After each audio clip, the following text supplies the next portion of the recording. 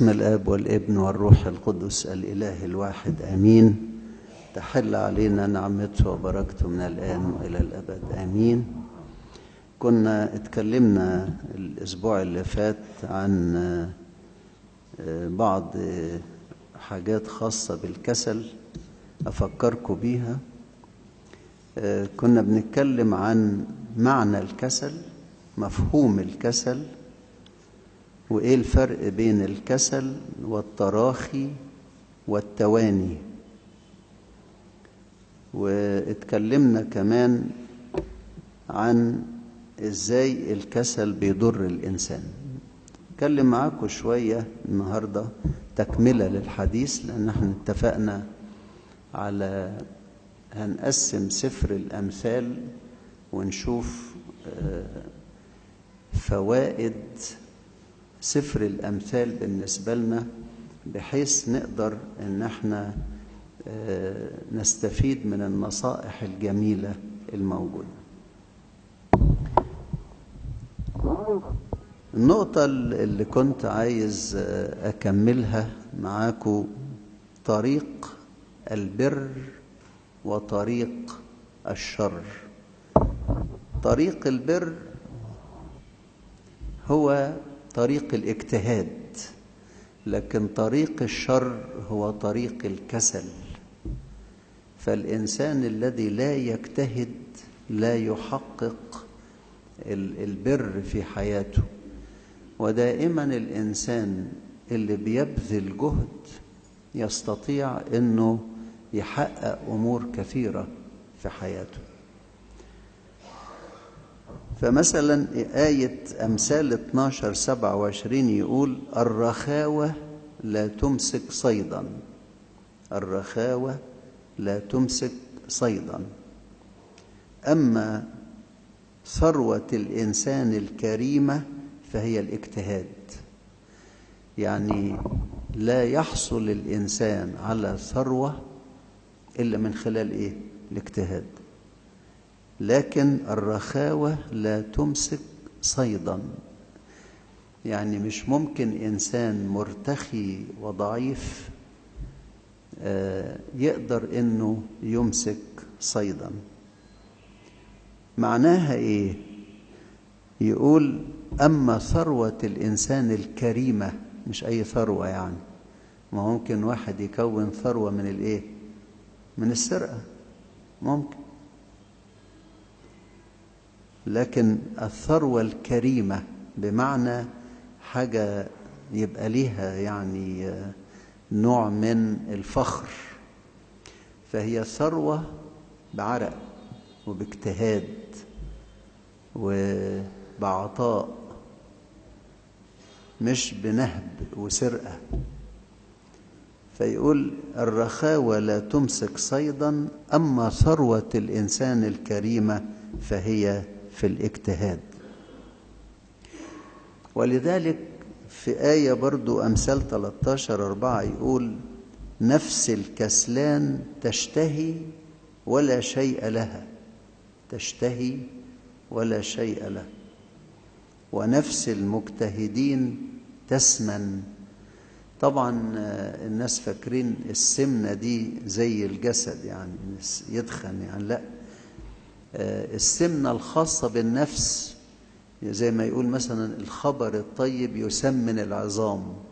العظام ما فيهاش دهن، ما بتسمنش يعني، لكن يقوي الإنسان، يعني يبقى إنسان قوي.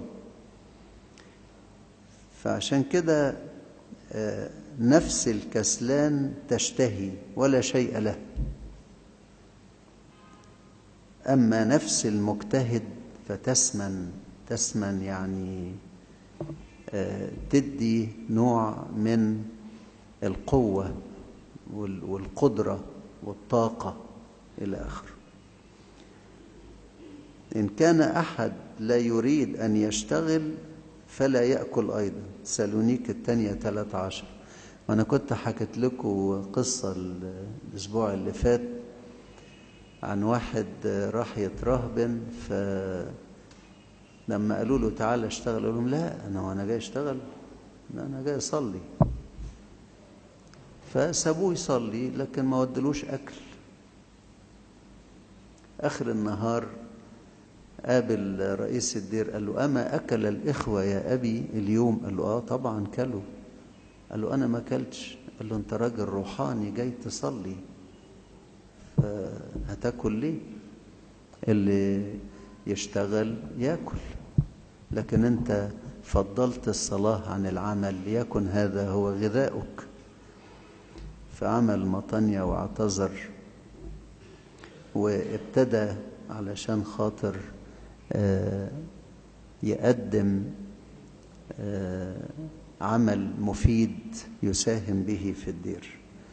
ولذلك بولس الرسول قال كده في تسالونيك الثانية 13 قال: إن كان أحد لا يريد أن يشتغل فلا يأكل أيضا. يعني عنده الإمكانية ومش راضي. حكاية إنه ما عندوش قدرة على العمل ده موضوع تاني، لكن عنده القدرة ويقدر إنه يعمل ولا يعمل، فيشتهي ولا شيء له، ما ياخدش حاجة يعني. وفي الشبع الروحي يقول له: أبتهج أنا بكلامك كمن وجد غنائم كثيرة. فالإنسان اللي بيشبع روحيا يقدر إنه يصلي بطريقة مشبعة يعني، وده عايز اجتهاد برضه. يعني إن كان العمل الجسدي عايز اجتهاد، وإن كان العمل الروحي عايز اجتهاد. في أمثال 22:29 يقول: أرأيت رجلا مجتهدا في عمله؟ أمام الملوك يقف، لا يقف أمام الرعاع. يعني إيه؟ يعني المجتهد ياخد مكانة عالية لأنه بيحقق نجاحات. لا يمكن حد يحقق نجاحات بدون أي تعب أو جهد، لازم يبذل جهدا. لذلك السيد المسيح قال في لوقا 13: اجتهدوا أن تدخلوا من الباب الضيق. اجتهدوا أن تدخلوا من الباب الضيق. وأيضا في بطرس الثانية 3:14 يقول: اجتهدوا لتوجدوا عنده بلا عيب في سلام. يعني نبقى قدام ربنا في الآخر أمامه بلا عيب في سلام، يعني لنا سلام وبلا عيب. قديس الأنبا أنطونيوس يقول: يا ابني فكر في أعمال الله ولا تكسل. يعني إذا كان الله بيشتغل بيعمل، فازاي الإنسان يكسل؟ لأن الإنسان لو كسل معناها إنه مش مقتنع بأهمية العمل، وبالتالي هيفقد نتائج العمل. ويقول كمان: اجتهد أن تبتعد عن الناس عادم الرأي. في ناس يعني رأيهم مش مظبوط، وعشان كده ما يشتغلوش، ما يبذلش جهد، كسلان. يقول لك طولها زي عرضها، طولها زي عرضها. طب وفين العمل؟ ويقول أيضا: فلا نفتخر ونقول إني صنعتها، لأنك إن ظننت أنك صنعتها فلست بحكيم. الله هو الذي يعمل، بس لازم أنا كمان اشتغل معاه. لكن الفضل مش لي أنا، ده ربنا. والعار عليك أن تأمر غيرك بأوامر لم تصنعها بنفسك، لأنك لا تنتفع بعمل غيرك. الرجل الحكيم يعرف طريقه ويسلك فيه، فلا يبادر بالكلام بل يتأمل ويقول ما يصنع. مش مجرد كلامه بس، لكن كلام بناء على عمل وأداء للدور. إذن أرأيت رجلا مجتهدا في عمله؟ أمام الملوك يقف ولا يقف أمام الرعاع. اللي يقف أمام الرعاع هو الكسلان اللي ما بيشتغلش، فيبقى من ضمن الرعاع بقى، ما عملوش مكسب ولا له حاجة. وكمان يقول الكسلان يكتسي بالخرق يعني، في أمثال 23-21، يعني حتى ما يلاقيش هدمة يلبسها، يكتسي بالخرق أو بالخرق. فلا شك أن الإنسان اللي له اجتهاد في العمل يحقق نتائج طيبة، مش زي اللي كسلان وقاعد وما بيعملش حاجة. وحتى المثل العادي بقى، مش سفر الأمثال يعني، يقول الفاضي يعمل قاضي، قاعد يبص للناس ويحكم عليهم وخلاص، يعني مالوش دور في العمل. ولما أشعياء يقول استيقظي استيقظي البسي عزك يا صهيون، في أشعياء 51 عدد 1، معناها قومي اشتغلي، يعني البسي عزك بالعمل. لكن الإنسان يبقى كسلان ما يبقالوش هذا العز يعني. ارتباط الكسل والتراخي بالإسراف والتبذير، يعني الشخص اللي بيبقى مكسل زي المسرف، الاتنين ما معهمش حاجة. يعني لو مجتهد ومسرف مش هيلاقي حاجة، لكن لو مجتهد ومدبر يقدر يبقى عنده كنز. يقول أيضا المتراخي في عمله هو أخو المسرف، يعني يبقى زيه، يعني أخو المسرف. والبابا إغريغوريوس الكبير يقول كذلك إن لم تحاول الأيدي القوية أن تحمل الأعمال الصالحة اللي بدأتها لتبلغ إلى حيث الكمال، فإن مجرد التراخي وعدم الاجتهاد لا يتوافق مع ما تم إنجازه. يعني اللي يشتغل شوية ويكسل هيضيع اللي اشتغله، مش هيلاقي نتيجة. يعني تخيل واحد قعد يعد الأرض وما حطش البذرة، أو حد تعب وعد الأرض وحط البذرة وما رواهاش ولا سمدها، مش هيطلع حاجة، ما فيش حاجة. ولذلك المتراخي أخو المسرف، يعني يبقى شخص ما عندوش إمكانية.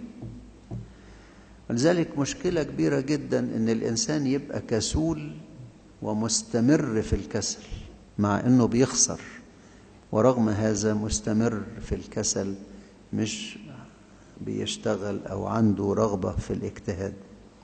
ففي أمثال 19 عدد 24 يقول الكسلان يخفي يده في الصحفة، يعني يحط إيده عشان يأكل ولا يردها إلى فمه. يعني شوف الكسل إلى درجة إنه مش قادر يكمل العمل عشان يأكل. حاجة فكرتني بتنابلة السلطان اللي بيحكوا عنهم بتوع زمان دول، اللي ما عندوش إمكانية يعمل حاجة أبدا، يعني يلاقي حاجة بس عايزة، يعني عيش يتبل مثلا ما يرميه. هي قصة ساخرة تبين أن الإنسان طالما هو شخص مش مجتهد يبقى إنسان لا يحصل فائدة واحدة، لا ينال فائدة واحدة.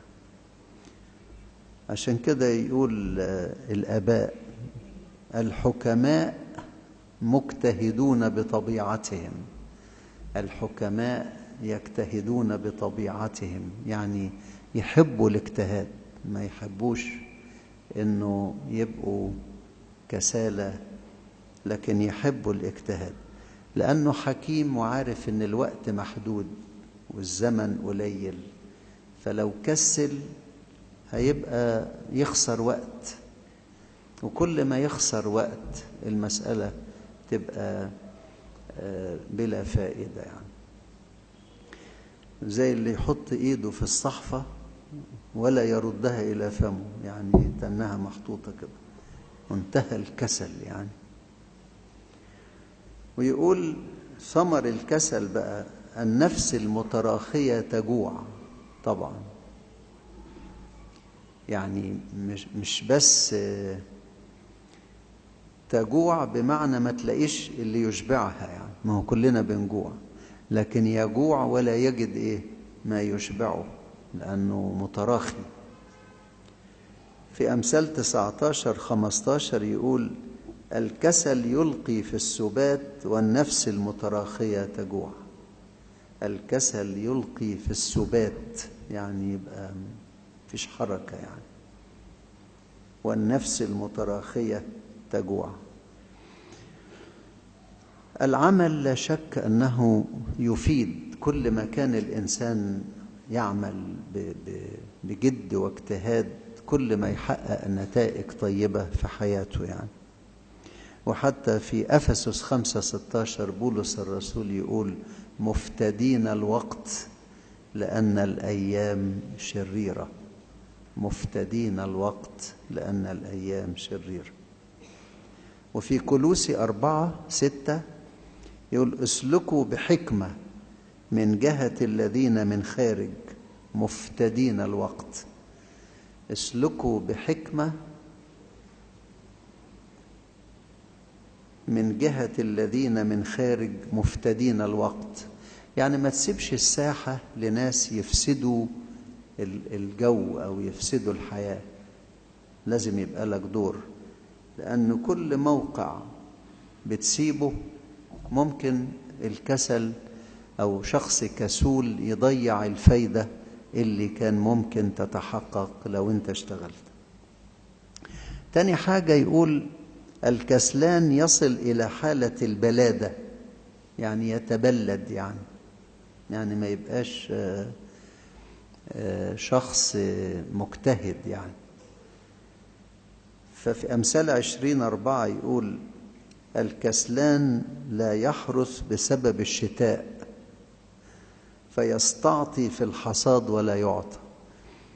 يعني ايه؟ يعني لو واحد في مطر، اول ما المطر ينزل الناس ايه بتزرع، ده يكون المطر سبب انه ايه انه ما يزرعش، يقول لك الدنيا بتمطر، ده المطر ده هو ايه، ده الوقت اللي الانسان يزرع فيه.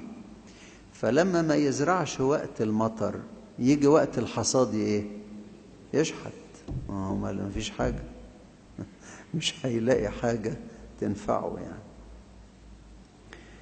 ولذلك في أمثال 20:4 يقول كده الكسلان لا يحرث بسبب الشتاء، سبب واهي أو سبب عكسي يعني.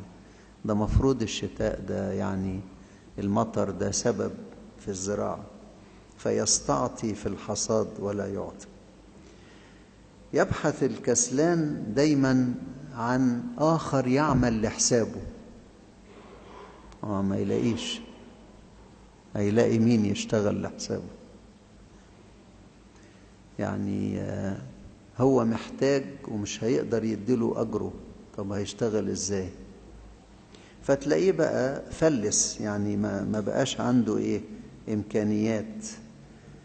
والكسلان لا يحتمل التعب، ما يقدرش، يشكو سريعا من التعب لأنه ما عندوش استعداد إنه يتعب.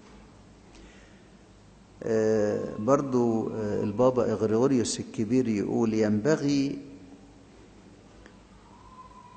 أن يسلك الكسلان بطريقة المغامرين، يعني يبتدي إيه يغامر، فالمغامرة تدفعه للعمل يعني.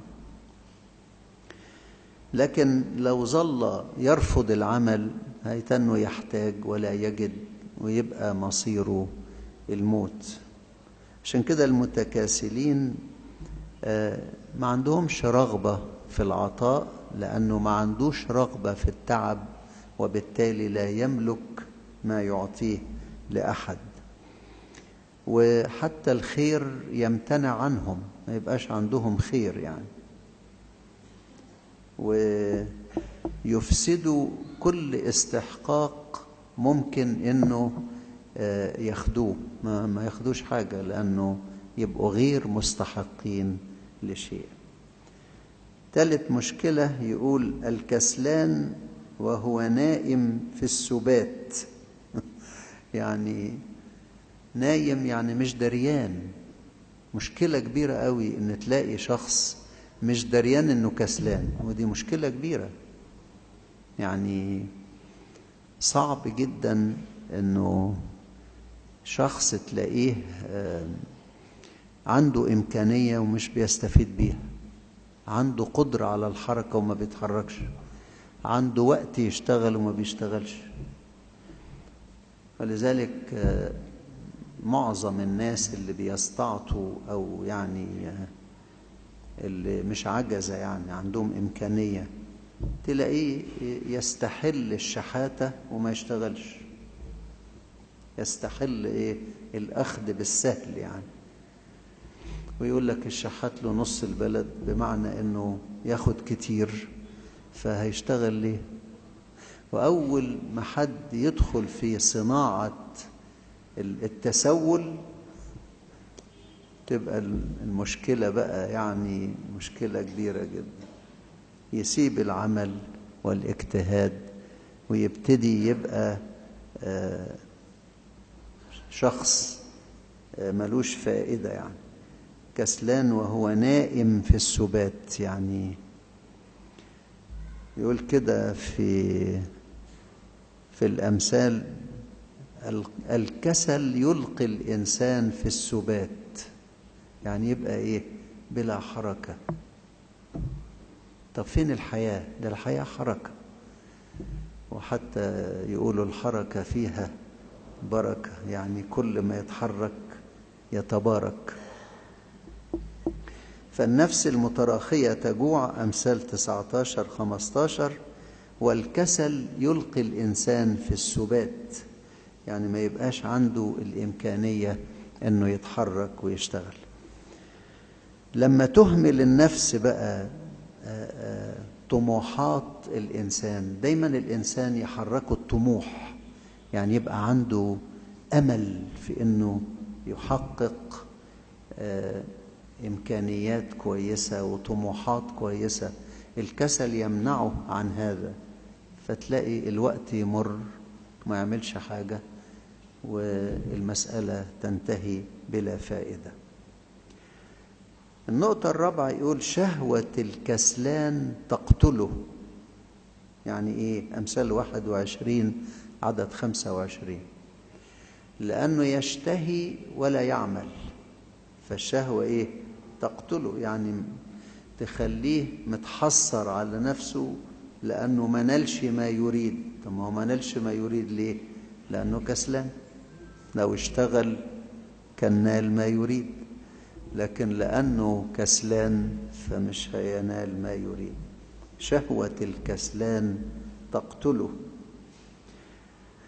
ولذلك أي إنسان يكسل تلاقي على طول دخل في الأمراض، لأن عدم الحركة يخلي فيه أمراض. يبتدي بقى ما يحرقش الأكل اللي بياكله، فيختزن فيه زي دهون، والمسألة تبقى يعني بلا فائدة. شهوة الكسلان تقتله، يعني شخص عنده طموحات بس مش قادر يحققها. طب مش قادر يحققها ليه؟ لأنه عايز عدم الحركة والكسل. يعني هي دي المتناقضات بقى. عايز يبقى حاجة مش عايز يبذل جهد.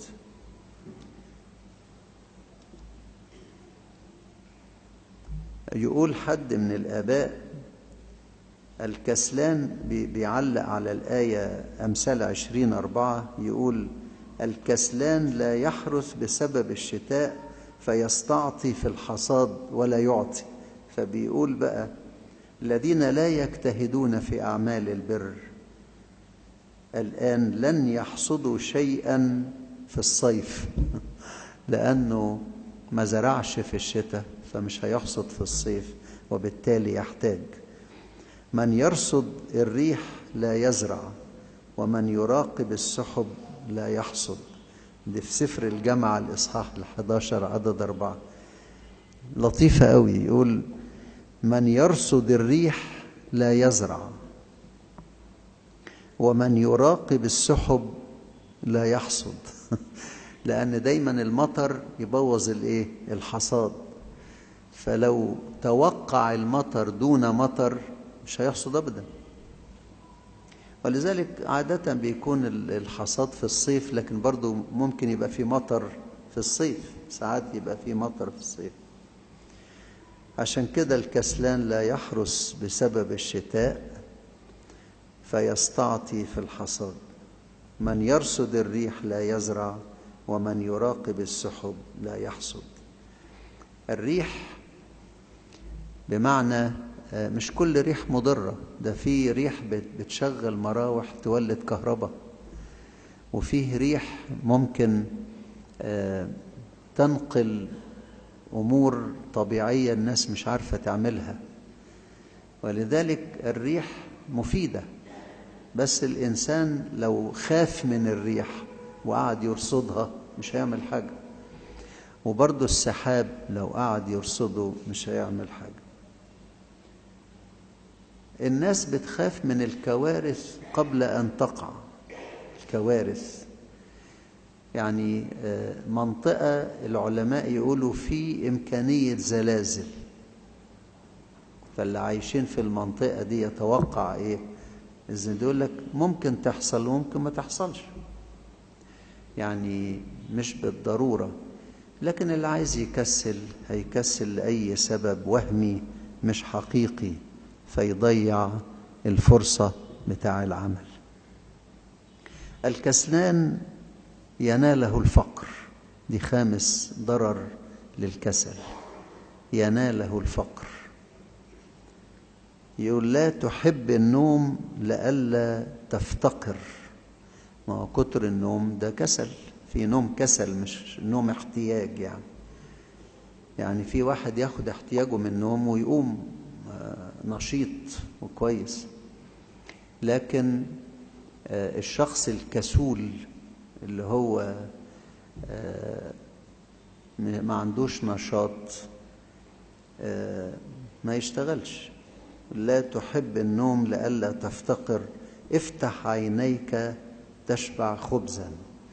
يعني مجرد الواحد يفتح بقى ويشتغل هيقدر انه ينال خيرا، في أمثال 20:13. ولذلك بولس الرسول يقول استيقظ أيها النائم وقم من بين الأموات فيضيء لك المسيح. يعني اعتبر النوم زي ما هو الموت الصغير. يعني يقول استيقظ أيها النائم وقم من بين الأموات فيضيء لك المسيح. لا شك أن الاجتهاد عمل روحي وعمل أيضا جسدي. يعني الجسد يعمل والروح أيضا تجتهد، فيبقى الاجتهاد مضاعف. قديس يوحنا الدرجي يقول القلب السهران يترقب مجيء المسيح، العين الساهرة تظهر العقل، وكثرة النوم تظلم النفس. ده قول جميل لأحد الآباء القديس يوحنا الدرجي. القلب السهران يترقب مجيء المسيح بفرح، عشان كده قال طوبى لمن يجده مستيقظا، أما المتغافل يمضي ويتركه. العين الساهرة تظهر العقل، وكثرة النوم تظلم النفس. النوم الكثير يسبب النسيان، والسهر ينقي النفس. إذن الكسل له توابع كثيرة متعبة. سادس حاجة يقول الكسلان يقع في تخيلات تفتك به وتفقد الحيوية.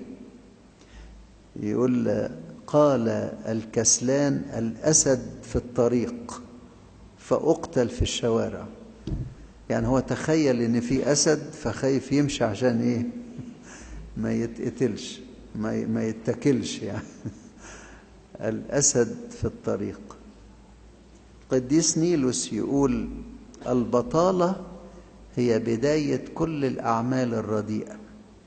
البطالة هي بداية كل الأعمال الرديئة، ولا سيما لعديم الأدب، لأن اليهود لما لم يكن لهم في البرية عمل ينشغلون به خرجوا من البطالة إلى عبادة الأوثان. عمل لهم عجل وقعدوا يرقصوا ويغنوا ويأكلوا ويشربوا ويعبدوا العجل، لأنه كانوا فاضيين. موسى طلع على الجبل، موسى الرجل لا نعرف ماذا جرى له، ما حدش عارف جرى له ايه يعني. فهارون عمل لهم العجل الذهبي، لم الذهب منهم وسبكوا عجل، ويقول: هذه آلهتك يا إسرائيل التي أخرجتك من أرض مصر. ولا آلهة ولا حاجة، يعني عجل ذهب، بينما الله هو الذي أخرجه. فالبطالة هي بداية الأعمال الرديئة، ولا سيما لعديم الأدب، لأن اليهود لما لم يكن لهم عمل في البرية عبدوا الأوثان اللي هو العجل الذهبي. والقديس نيلوس السينائي يقول: بلغني أن إنسانا كسلانا أخذ في حضن الكتاب المقدس من الساعة 1 بعد الظهر حتى غروب الشمس، ولم يقدر أن يفتحه البت. شايل الإنجيل في حضنه وما فتحوش، وكأنه مربوط برصاص.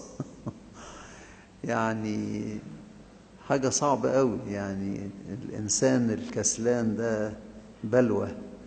يعني حتى لو حب الإنجيل وخده في حضنه ما يقراش فيه حاجة. من هنا كانت المشكلة في الكسل، إنها بتفقدوا إمكانيات كثيرة ممكن إنه كان ممكن يحقق حاجات كتير كويسة. أختم بقول لأحد الفلاسفة يقول: يكفيني أن أتأمل في طبيعة المخلوقات دائما وأتلو في أقوال الرب حتى ظلمة الليل. إلى هذا الحد كان يتصل بالله، وكان ليله يضيء كالنهار، كما قيل: الظلمة أيضا تضيء بنور الشمس. الظلمة بتروح لما الشمس تطلع، لأن الشمس أقوى من الظلمة. عشان كده استطاع الإنسان إنه يعمل كل الإمكانيات اللي عايزها في النور. وحكاية المنارات والحاجات دي خدوها من المسلات بتاع الفراعنة. كانوا الفراعنة بيعبدوا الأوثان، لكن كانوا يؤمنوا بالله الواحد، فكان يعملوا المسلة المثلث اللي فوق ذهب، فلما يطلع الشمس الذهب يضوي، فيقول لك عين الإله بصلنا، فيشتغل لغاية ما تغرب الشمس، يقول له عينه اتقفلت، فيروح ينام. يعني فكرة المنارات والمئذنة والحاجات دي اتخذت من فكرة أن الله يطل علينا من أعلى، بالذات في المسلة والجزء الذهبي اللي كانت الشمس تضرب فيه فينور بشدة، يضيء بشدة يعني. عشان كده الضلمة تساعد على الكسل، ودايما تلاقي الكسلان قاعد في مكان مظلم، يعني مش عايز يشوف حاجة، كسلان نايم، حتى لو في نور وعينه مقفولة هتبقى برضو ايه؟ ضلمة، فلا يرى شيئا. عشان كده لا شك انه الكسل مشكلة كبيرة جدا. لو الإنسان عاش بالكسل هيفقد القدرة على الحركة، ويستطيع الزمن انه يهلكه، يضيعه الزمن، لأن الأيام بتمر وهو فاقد للإمكانيات بتاعته. فعشان كده تمر الأيام وهو في عوز وفي ضياع. نواصل النصائح إن شاء الله. احنا خدنا في الأسبوعين دول موضوع الكسل. إن شاء الله المرة الجاية هناخد موضوع تاني بإذن الله. لإلهنا المجد الدائم من الآن وإلى الأبد آمين. لا ده في شهادات أنا مضيتها.